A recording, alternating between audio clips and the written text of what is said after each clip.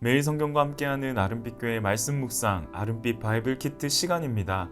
2023년 1월 21일 토요일 오늘 함께 묵상할 본문은 마태복음 2장 1절에서 12절까지의 말씀입니다. 오늘도 우리에게 주어진 말씀을 가지고서 묵상의 간편식 바이블 키트를 열어보고자 하는데요. 마태복음은 아브라함과 다윗의 후손 예수 그리스도의 계보를 나열하는 것으로 시작했고요. 그런 다음에 예수 그리스도의 출생 과정을 간략히 소개했습니다. 그리고 나서 마태의 초점은 아기 예수에게서 잠시 멀어져 다른 곳을 비추는데요. 오늘 본문은 당시 유대인의 왕이었던 헤롯과 별을 쫓아온 박사들에게로 시선을 옮깁니다. 이 과정에서 우리가 주목하려는 말씀은 마태복음 2장 1절에서 8절입니다. 함께 읽겠습니다. 헤롯 왕 때에 예수께서 유대 베들레헴에서 나심에 동방으로부터 박사들이 예루살렘에 이르러 말하되 유대인의 왕으로 나시니가 어디에 계시냐? 우리가 동방에서 그의 별을 보고 그에게 경배하러 왔노라 하니 헤롯 왕과 온 예루살렘이 듣고 소동한지라. 왕이 모든 대제사장과 백성의 서기관들을 모아 그리스도가 어디서 나겠느냐 물으니 이르되 유대 베들레헴이오니 이는 선지자로 이렇게 기록된 바 또 유대 땅 베들레헴아 너는 유대 고을 중에서 가장 작지 아니하도다. 내게서 한 다스리는 자가 나와서 내 백성 이스라엘의 목자가 되리라 하였음이니이다. 이에 헤롯이 가만히 박사들을 불러 별이 나타낸 때를 자세히 묻고 베들레헴으로 보내며 이르되 가서 아기에 대하여 자세히 알아보고 찾거든 내게 구하여 나도 가서 그에게 경배하게 하라. 아멘. 아브라함과 다윗의 자손으로 오실 메시아, 그 약속대로 예수 그리스도께서 탄생하셨습니다.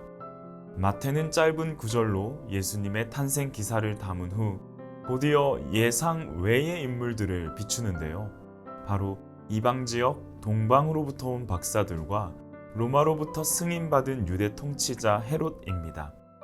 별을 따라 예루살렘까지 온 박사들은 예루살렘 한복판에서 유대인의 왕을 찾고 있고요.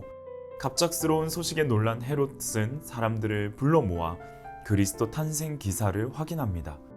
기록된 말씀을 따라 베들레헴으로 향한 박사들은 별이 머무는 모습을 크게 기뻐하고요. 이윽고 탄생하신 아기 예수 앞에 경배하며 예물을 드리고서 고국으로 돌아갑니다. 오늘 묵상에서는 비교의 방식으로 두 대상의 확연한 차이를 발견하고자 합니다.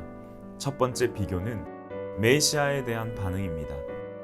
동방으로부터 온 박사들은 별의 움직임에 능통한 자들이었던 것 같습니다. 자신들이 살던 지역에서부터 큰 별 하나가 앞서 인도하였고 박사들은 그 뒤를 따라왔습니다.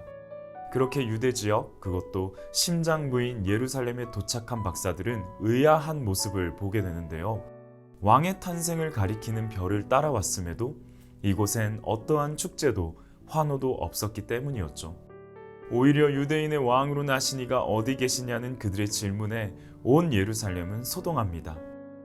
그도 그러할 것이 최강대국인 로마에 의해서 유대 통치를 허락받은 헤롯이 집권 중이었고요.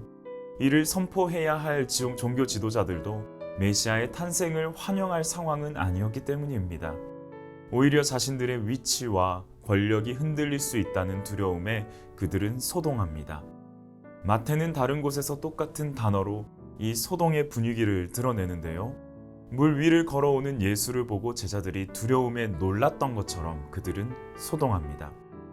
반면 유대인의 왕으로 나신 이를 접견하기 위해 별을 따라온 이방인들은 다른 반응을 보이죠. 왕의 말을 듣고서 향한 베들레헴에서 그들은 메시아 예수의 탄생을 마주하게 되고 별의 인도로 시작한 긴 여정을 마무리하며 매우 큰 기쁨이 담긴 경배와 예물로 반응합니다. 오신 메시아를 향한 두려움의 소동과 매우 큰 기쁨, 이 두 반응 앞에 우리의 반응도 점검해 보길 원합니다. 다시 오신다 약속하신 예수 그리스도의 말씀 앞에 우리는 어떠한 마음으로 기다리고 있나요?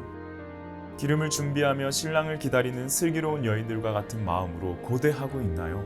아니면 예수의 다시 오심은 안중에도 없이 눈앞의 급급한 문제 처리에만 몰두하고 있나요?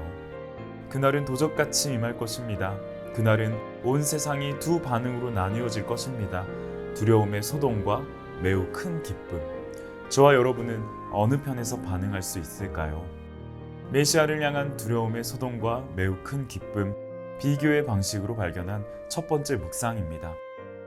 이어지는 두 번째 비교는 말씀에 대한 반응입니다. 별을 따라 예루살렘까지 흘러왔던 동방의 박사들은 선지자의 기록된 말씀을 알지 못했습니다.